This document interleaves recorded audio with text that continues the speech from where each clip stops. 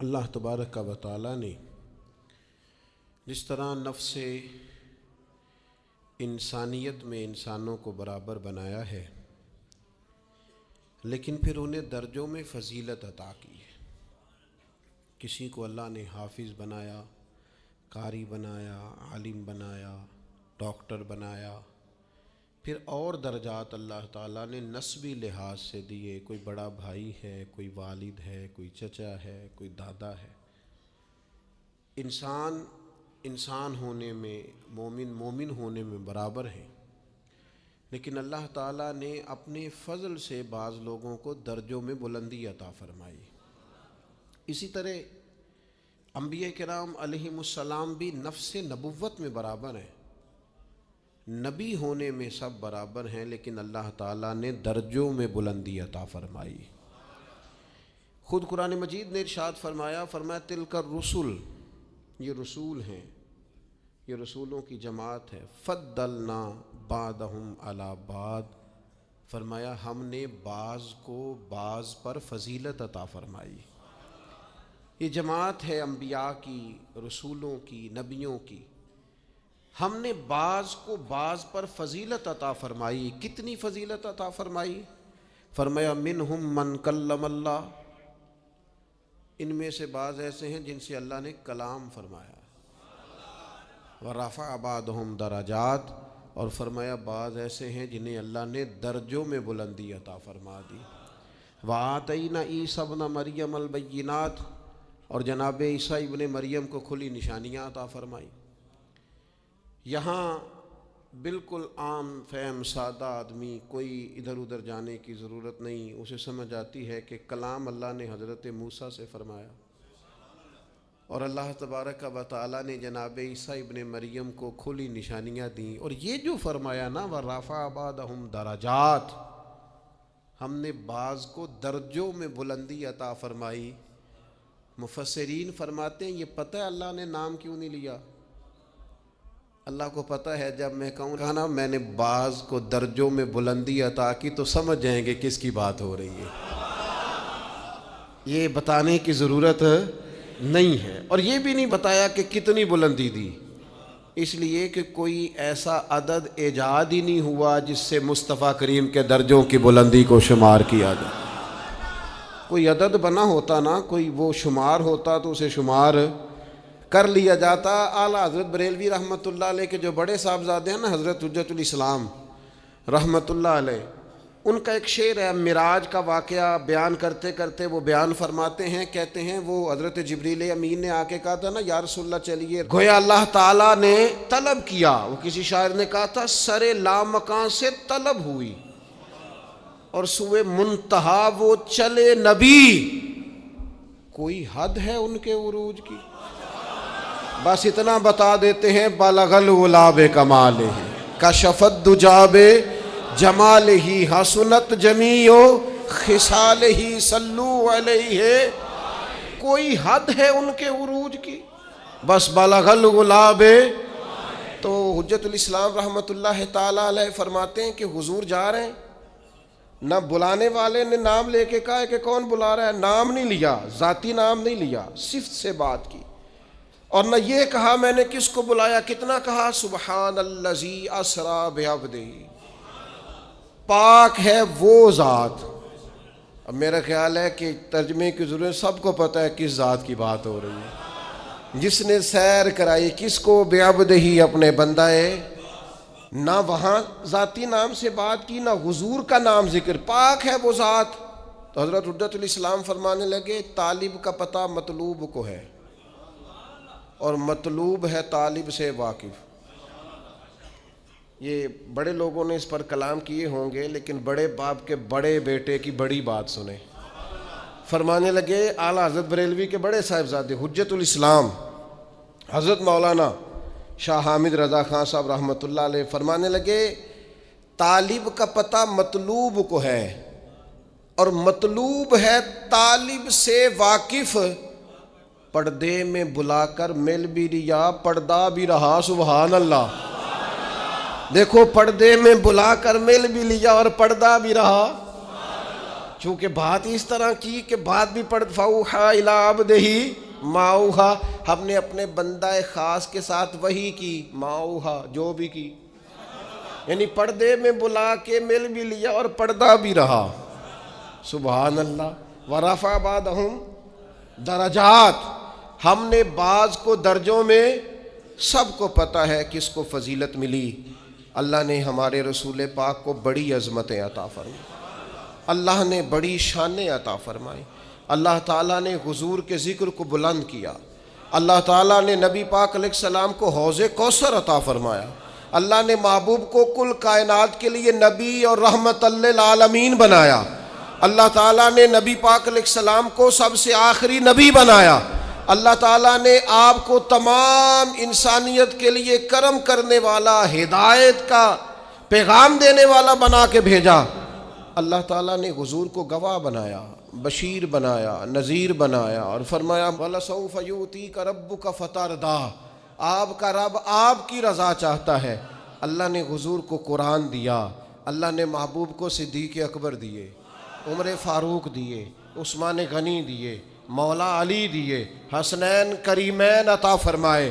یہ سارے اللہ تعالیٰ نے اپنے محبوب علیہ السلام کی خدمت کے لیے، غلامی کے لیے عطا کیے.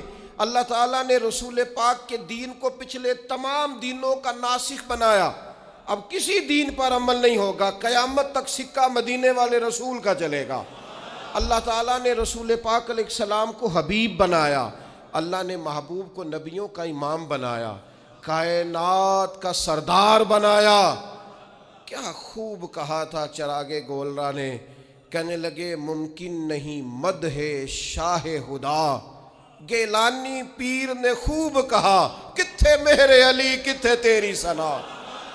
ممکن نہیں مدح شاہ خدا.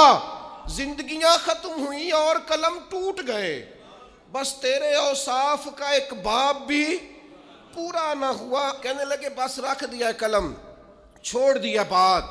ممکن نہیں مدح شاہ خدا. یہ وہ لوگ کہہ رہے ہیں جن کی ساری زندگی نعتوں میں گزری ہے. کہتے ہیں ممکن نہیں مدح شاہ خدا. تو بھئی آپ کس سے مستعار لے کے بات ختم کرنے لگے ہیں؟ تو کہنے لگے پیر میر علی شاہ صاحب سے، پیر گولڑوی سے، امام المسلمین سے. ممکن نہیں مدح شاہ خدا. بس گیلانی پیر نے خوب کہا کتھے مہر علی کتھے تیری ثنا. یہ مشتاق اکھیں کتھے جاڑیاں، بس مکھ چند بدر شاشانی ہے. متھے چمک دی لاٹ نورانی ہے، وہ دی کالی زلف تے اکھ مستانی. مخمور اکھیں کتھے. نبی اکرم صلی اللہ تعالیٰ علیہ وسلم کی عظمتیں، میں اللہ ہمیں فرقہ واریوں سے بچائے. لیکن ایک دکھ ہے نا، وہ بھی بیان کر لینے دو. خوگر حمد سے تھوڑا سا گلہ بھی سن لے. او میرے عزیزو، جس طرح توحید قرآن پاک کا مستقل عنوان ہے، جس طرح عقیدہ آخرت قرآن مجید کا مستقل عنوان ہے، جس طرح اخلاقیات قرآن مجید کا مستقل عنوان ہے، جس طرح دین کی سربلندی کے لیے جد و جہد کرنا، جہاد کرنا قرآن کا مستقل عنوان ہے، جس طرح معاشرت، ماں باپ کے، بہن بھائیوں کے، بیوی بچوں کے، رشتہ داروں کے حقوق قرآن پاک کا مستقل عنوان ہے، اس طرح شان مصطفیٰ بھی قرآن مجید کا مستقل عنوان ہے. سارے عنوان بیان کرتے ہو، مانتے ہو، تذکرہ کرتے ہو. کیا وجہ آتی ہے جب عظمت رسالت مآب کی بات چھڑتی ہے تو بحث چھڑ دیتے ہو؟ فاضل بریلوی کہنے لگے کھائے تجھ کو تپے سکر، تیرے دل میں کس سے بخار ہے؟ کس سے تیرے دل میں بخار چڑھ گیا ہے کہ ہر شے تو مانتا ہے، اور عظمت رسالت مآب کی بات آتی ہے تو بحثیں کرتا ہے؟ عقیدہ وہی اچھا ہے جو جناب صدیق اکبر کا ہے.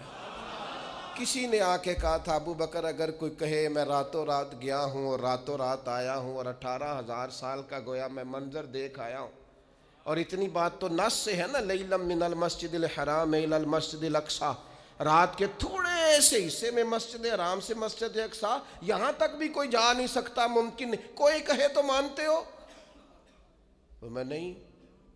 تو کہا آپ کے محبوب نے کہا ہے. تو فرمانے لگے انہوں نے کہا ہے تو بالکل ٹھیک کہا ہے.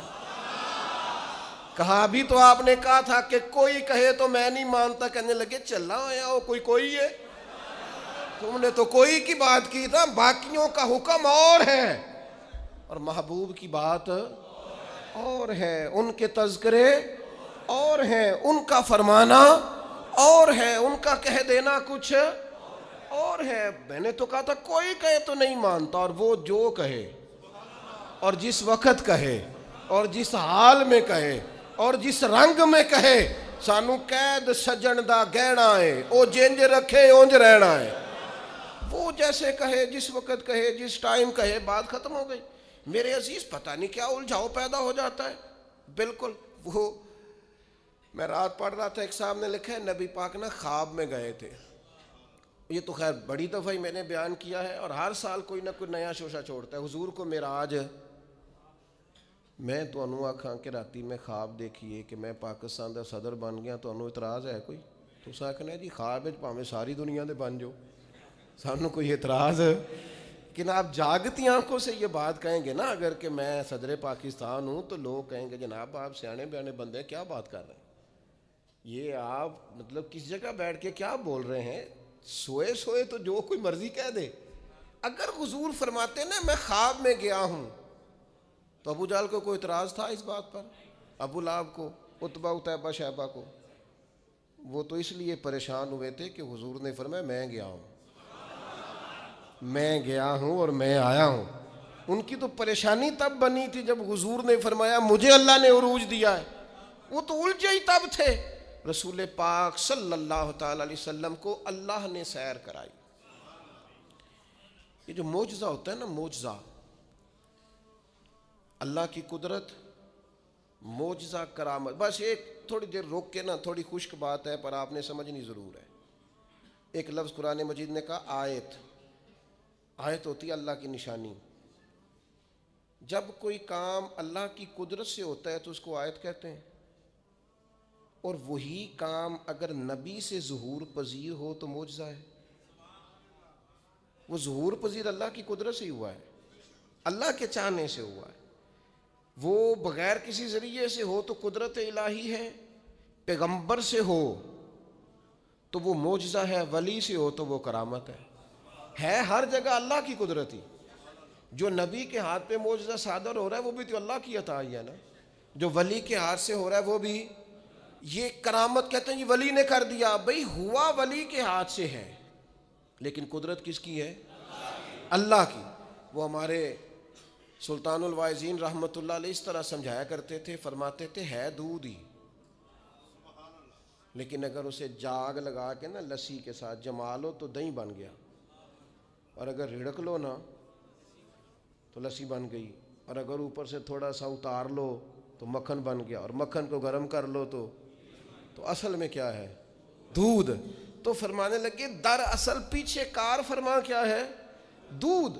کہتے ہیں آپ کو بندہ کہتا ہے نا جی میں دودھ کا تو اقرار کرتا ہوں، مکھن کو نہیں مانتا، میں دودھ کا تو اقرار کرتا ہوں، لسی کو نہیں، میں دودھ کا اقرار کرتا ہوں پر میں نا گھی کو نہیں مانتا، تو اس بیوقوف کو کہا جائے گا لسی کا انکار بھی دودھ کا ہی انکار ہے، اسے کہا جائے گا مکھن کا انکار بھی دودھ کا ہی انکار ہے، اسے کہا جائے گا یہ جو تو انکار کر رہا ہے نا گھی کا، یہ بھی دراصل انکار۔ او خدا کے بندے، ولی ذاتی طور پر تو کوئی طاقت رکھتا ہی نہیں، ولی کی کرامت بھی اللہ کی قدرت، نبی کا معجزہ بھی اللہ کی قدرت۔ اب آپ واقعہ معراج کو دیکھیں، نبی پاک نے کب کہا میں گیا ہوں؟ پہلا دعویٰ تو رب کریم نے فرمایا سبحان الذی اسری بعبدہ، میں نے سیر کرائی ہے اپنے بندہ خاص کو۔ خبردار، حضور کے معجزہ معراج کا انکار نہ کرنا، یہ رب کی قدرت کا انکار ہو جائے گا۔ خبردار، اس بحث میں نہ الجھنا کہ وہ منامی تھی، وہ تو 34 بار ہوئی، وہ تو خواب میں حضور گئے تھے۔ وہ خدا کے بندے، خواب میں تو جانے محبوب کتنی بار گئے، لیکن یہ جو معراج ہے نا حضور کی، یہ معراج حضور جسم کے ساتھ روح کے ساتھ گئے۔ اور پھر معراج کی حکمتیں لکھی ہیں علماء نے۔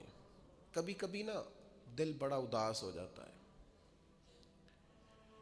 اور اگر انسان کسی منصب پر فائز ہو نا تو سب نے تو اسے آ کے دکھڑے سنانے ہوتے ہیں، تو وہ کس کو سنائے؟ کچھ لوگوں کے ذمے ہوتا ہے دست شفقت رکھنا، انہیں سب پہ رکھنا ہے، تو وہ اپنا حال کس سے بیان کریں، کس سے کہیں؟ نبی پاک علیہ الصلاۃ والسلام طائف گئے تو طائف والوں نے 10 دن حضور نے قیام کیا تو انہوں نے پتھر مارے،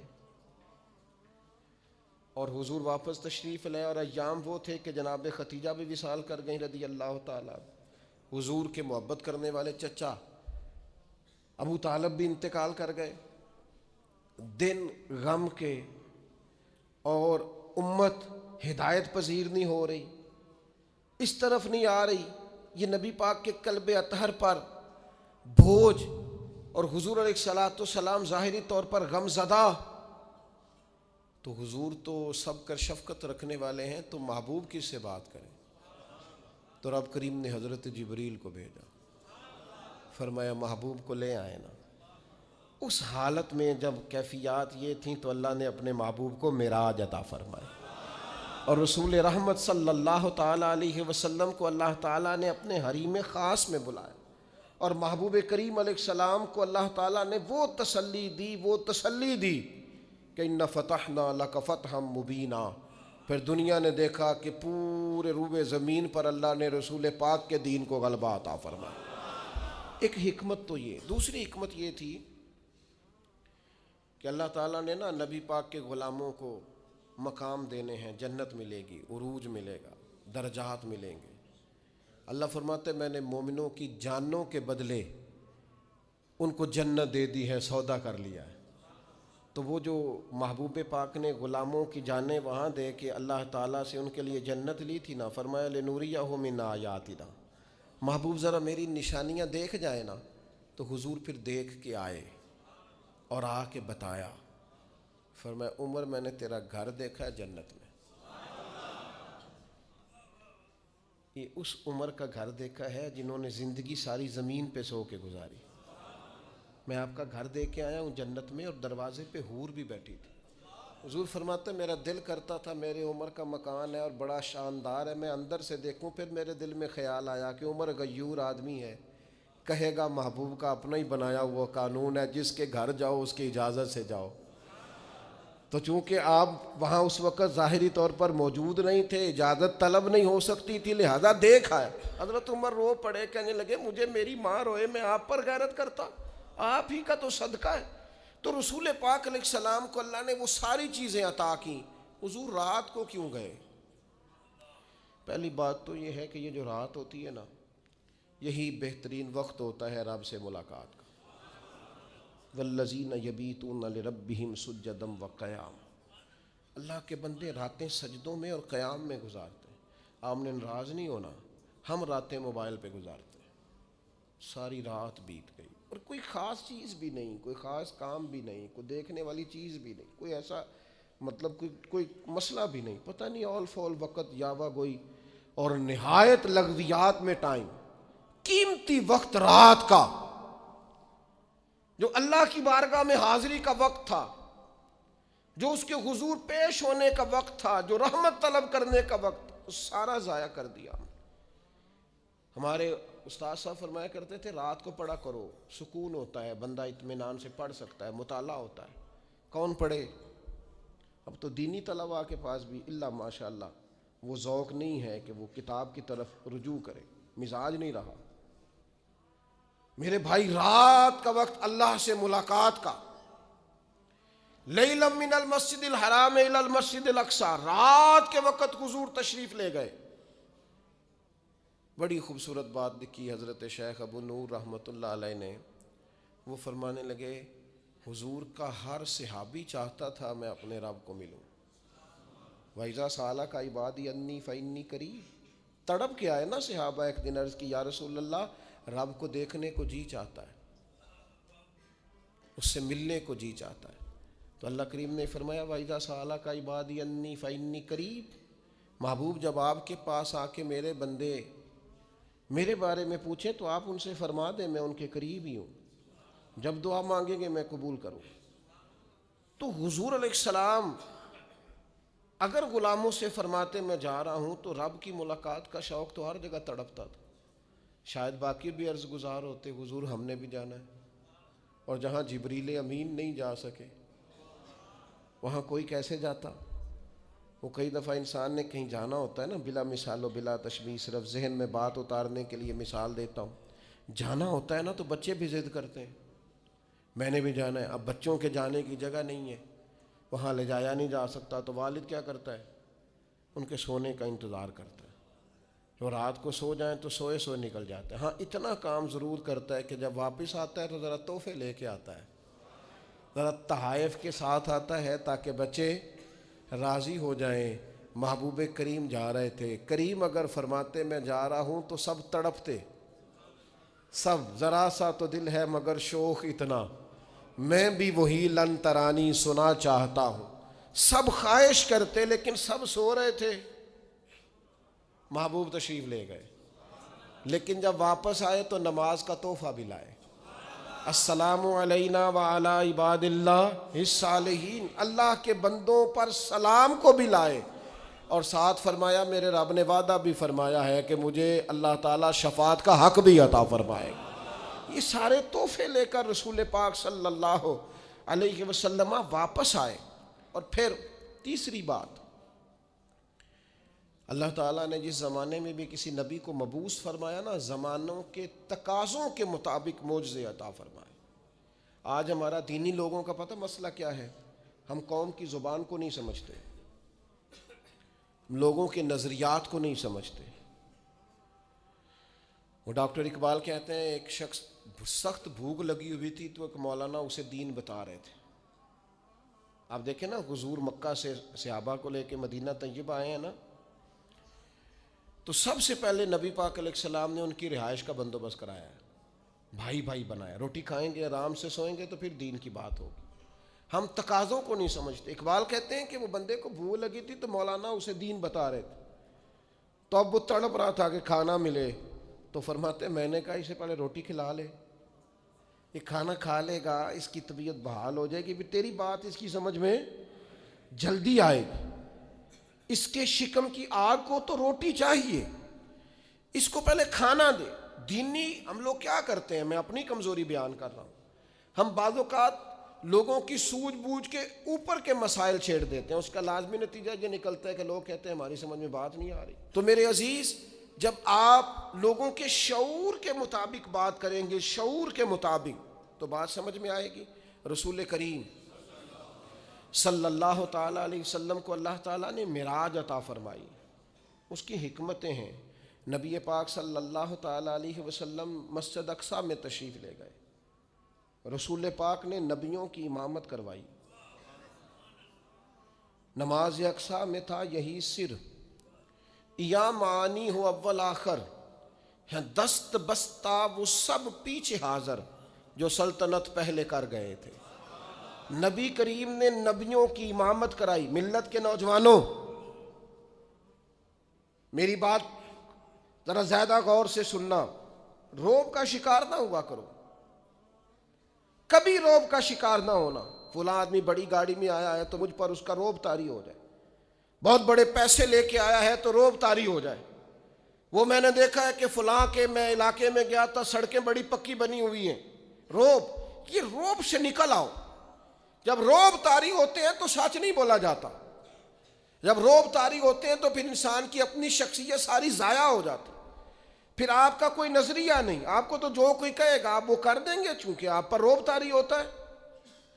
ہمارا مزاج ہے، پر تھوڑے پیسے کم ہیں ہمارے پاس، یا کسی کا خیال ہے کہ ہم کسی، خدا نہ خواستہ وہ کسی کا خیال ہے، ورنہ کوئی برادری چھوٹی بڑی نہیں ہوتی، کہ ہم کسی ایسے خاندان سے ہیں جو بظاہر چھوٹا قبیلہ ہے، رعب کا شکار ہوتے ہو۔ اس رسول کے ماننے والے لوگ رعب کا شکار ہیں جو سب نبیوں کے آگے کھڑے ہو کے امامت فرما رہے ہیں۔ تمہارے حصے میں امامت آئی ہے، امامت، تم نے امامت کرنی ہے۔ کنتم خیر امت اخرجت للناس، تم نے امام بننا ہے، اور تم چھوٹی چھوٹی باتیں کر رہے ہو، کمزور باتیں کر رہے ہو، ڈرے ڈرے محسوس ہو رہے ہو، تمہارا طرز زندگی سہما ہوا ہے۔ مسلمان جس ملک میں جاتا ہے کمزور بات کرتا ہے، جس جگہ کھڑا ہوتا ہے اپنے آپ کو مظلوم ثابت کرتا ہے، جہاں بات کرتا ہے تو وہ کوشش کرتا ہے میں قابل رحم بن کے بات کروں، جہاں بات کرتا ہے اس طرح کرتا ہے کہ میں جناب بڑا مجھے مدد کی حاجت ہے، میری مدد کریں۔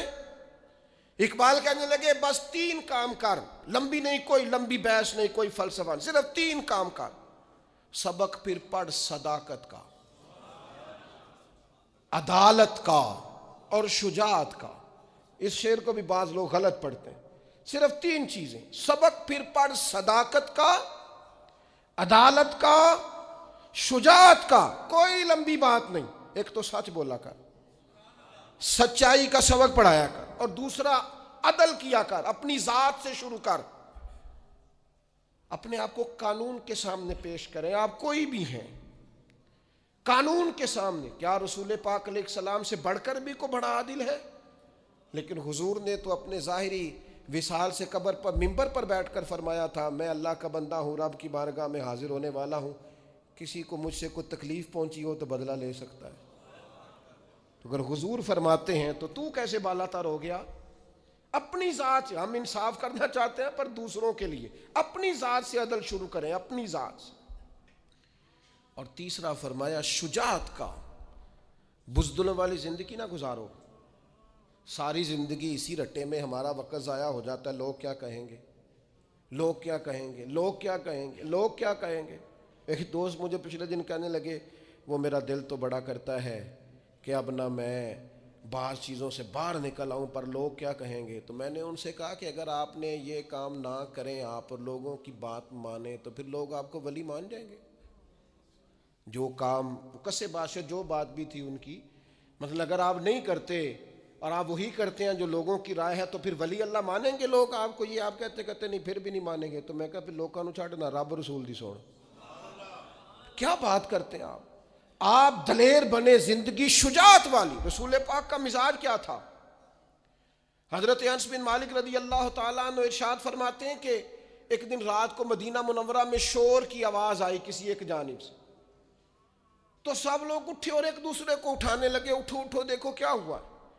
فرماتے ہیں لوگ جمع ہو رہے تھے، نیزے لا رہے تھے، تلواریں نکال رہے تھے، ہم ابھی تیار ہو رہے تھے۔ اچانک نظر اٹھی تو اللہ کے رسول علیہ السلام گھوڑے پر بیٹھ کر جدھر ہم جانا چاہ رہے تھے نا، شور والی جگہ، حضور ادھر سے واپس آ رہے تھے، اور فرمانے لگے کوئی بات نہیں ڈرنے والی، میں دیکھ آیا ہوں جانور لڑ پڑے تھے آپس میں، اور نیزہ حضور کے دستے مبارک۔ اقبال کہتے کچھ نہ کر، تو کہتا ہے کہ پیسے آئیں گے تو میں امام بنوں گا، قیادت کروں گا، تو کہتا ہے میرے پاس بہت بڑا برادری ازم ہو تو آگے بڑھوں گا، نہیں۔ سبق پھر پڑھ صداقت کا، عدالت کا، شجاعت کا۔ فرمایا رب پتہ تیرے ساتھ کیا کرے گا، لیا جائے گا تجھ سے کام دنیا کی امامت کا، تو امام بنے گا دنیا کا، بس سچ بولنا، عدل کرنا، دلیر رہنا۔ یہ 3 خوبیاں آج پوری امت کو اس کی ضرورت ہے، اہلیان پاکستان کو ضرورت، ہمیں اور آپ کو ضرورت ہے، گھروں خاندانوں میں ضرورت ہے۔ سبق پھر پڑھ صداقت کا، عدالت کا، شجاعت کا، اور لیا جائے گا تجھ سے کام دنیا کی امامت کا۔ معراج بتاتا ہے کہ نبی پاک علیہ السلام نے ہمیں کہا ہے کہ میں قائد ہوں سارے نبیوں کا، اور تم قائد ہو ساری امتوں کے۔ اپنی زندگی میں اپنے مزاج کو بزدلانہ نہ بنائیں۔ یہ رو کے بات کرنا، ڈر کے بات کرنا، سہم کے بات کرنا، کمزور رہ کے بات کرنا، یہ کچھ طرز زندگی، روئیں گے رج کے روئیں گے پر رب رسول کی بارگاہ میں۔ باقی زندگی دلیرانہ گزاریں، اپنے مزاج میں طاقت پیدا کریں۔ ایک بات معراج کے مسئلے میں آپ کی خدمت میں ضرور عرض کرنا چاہتا ہوں، یہ جو معراج ہوتی ہے نا، معراج، یہ جو عروج ملتا ہے، یہ انسانیت کو ملتا ہے۔ فرشتے تو ہیں ہی وہاں، جو درجے بلند ہوتے ہیں نا، فرشتوں کو جو درجہ ہے وہ ان کا متعین ہو گیا ہے۔ یہ جو درجوں میں بلندی ہوتی ہے یہ مومنوں کی ہوتی ہے۔ یہ درجات میں بلندی صلحاء، اتقیاء، صوفیاء، شہداء اور انبیاء کی ہوتی ہے۔ یہ روحانی ترقی اور یہ معراج کی طرف جانا، یہ اللہ تعالیٰ نے مومنوں کا مقدر رکھا ہے۔ جس طرح اپنے مال میں روز ترقی کی جد و جہد کرتے ہو نا، اور صرف 4 سے 6 مہینے پتہ چل جائے دکان میری ٹھیک نہیں چل رہی، نفع نہیں دے رہی، تو بند کر دیتے ہو، کہتے ہو میں اب نقصان میں جاؤں، اپنی روح پر غور کر، اپنے باطن پر توجہ دے. اگر تو خسارے میں جا رہا ہے تو واپس آ مصلی کی جانب. اگر تیرے باطن کے اندر میل کچیل جم گیا ہے تو کر سجدہ رج کے اپنے رب کو. اور اگر دل ڈھاڈا ہو گیا ہے تو پھر کوئی رات ڈھونڈ جس میں تو رو سکے اپنے مالک کے حضور. اگر روحانی طور پر سخت دل ہو گئے، خسارے میں چلے گئے، ترقی رک جائے گی. عروج ہو، تیری طبیعت میں عروج ہو. رسول پاک صلی اللہ تعالی علیہ وسلم نے حضرت حارثہ بن نعمان سے کہا تھا، یہ ان کا باطنی عروج تھا اور یہ شان ہے ان کے غلاموں کی. کیف اصبحت یا حارثہ، حارثہ آج صبح کیسے کی؟ عرض کی حضور اس حال میں صبح کی کہ میں پکا مومن ہوں، میرا ایمان مضبوط ہے. تو حضور فرمانے لگے اس کی دلیل کیا ہے؟ عرض کی حضور دلیل یہ ہے کہ اگر میں زمین پہ کھڑے ہو کے آنکھ کھولوں تو میری آنکھ خدا کے عرش تک جاتی ہے.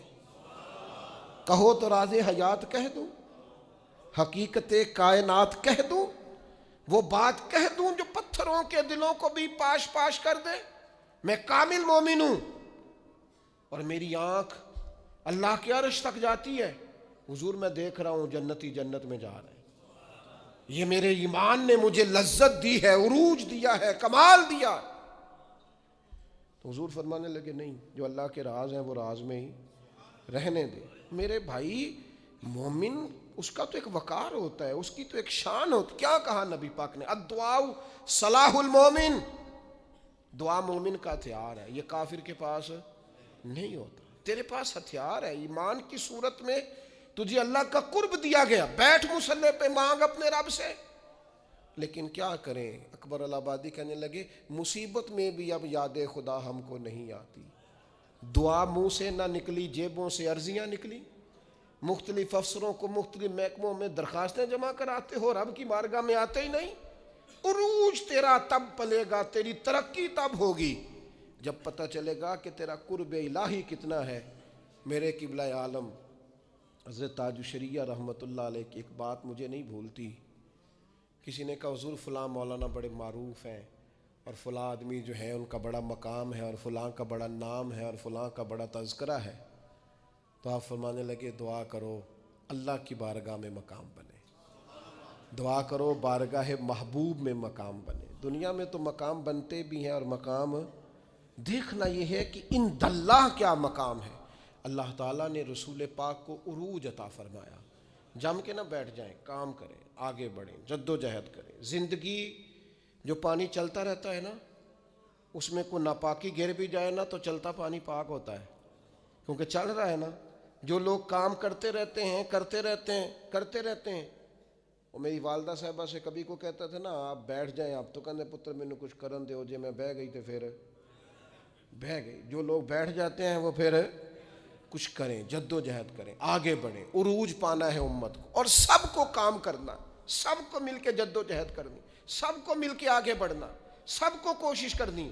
طلباء جب یہاں اٹھتے ہیں، بیٹھتے ہیں، آتے ہیں، جاتے ہیں، کھاتے ہیں، اور یہاں بچوں نے امتحان دیا رون کے میں دیکھتا تھا تو میں کہتا تھا یا اللہ یہ ہم سے ہی کام کرا لیا تو نے، ہم کہاں اور یہ خدمات کہاں. تو اگر اتنے سے بچے ہمارے جیسا کمزور آدمی لے کے چل سکتا ہے تعلیمی کاوش میں، تو میرا خیال ہے تھوڑی تھوڑی جد و جہد کریں، تھوڑی تھوڑی ہمت کریں کہ سارا دن بیٹھ کے جہالت کا رونا ہی رونا ہے کہ تعلیمی نظام ٹھیک نہیں. کوشش تو کریں. کیا کہا تھا کسی نے کہ شکوائے ظلمت شب سے تو کہیں بہتر تھا اپنے حصے کی کوئی شمع جلاتے جاتے. ساری رات رونا کہ اندھیرا بڑا ہے، اندھیرا بڑا ہے. کوئی کام ہے تو ایک شمع تو روشن کر دا، اپنے حصے کا چراغ تو جلا. حضور نے ہمیں بتایا ہے کہ جد و جہد، ترقی. رسول پاک نے آخری خطبہ میں بھی یہ فرمایا تھا، فرمایا دین میں مکمل کر کے جا رہا ہوں لیکن بلغ عنی ولو آیا. تمہارے پاس اگر ایک آیت ہے تو اسے لے کے دنیا میں نکل جانا اور میرا پیغام آگے دینا. پھر نکلے. حضرت بلال ملک شام آئے، میزبان تھے جناب ابو ایوب انصاری مدینے میں، لیکن وہ ترکی آئے. وہ کہاں کہاں صحابہ پہنچے، وہ نکل گئے. انہیں پتا تھا جنت البقیع میں دفن ہونے کی بڑی فضیلت ہے، لیکن حضور کا دین پھیلانے کی فضیلت اس سے بھی کہیں زیادہ ہے. لہٰذا وہ میدانوں میں نکلے. اپنی زندگی کو جامد نہ کریں، دو چار صحت کے بہانے بنا کر اور دو چار اور بہانے بنا کر جم نہ جائیں، بیٹھ نہ جائیں، آگے بڑھیں. جد و جہد کریں۔ حضور کا معراج ہمیں یہی سبق دیتا ہے۔ اللہ تعالیٰ سمجھنے کی توفیق عطا فرمائے۔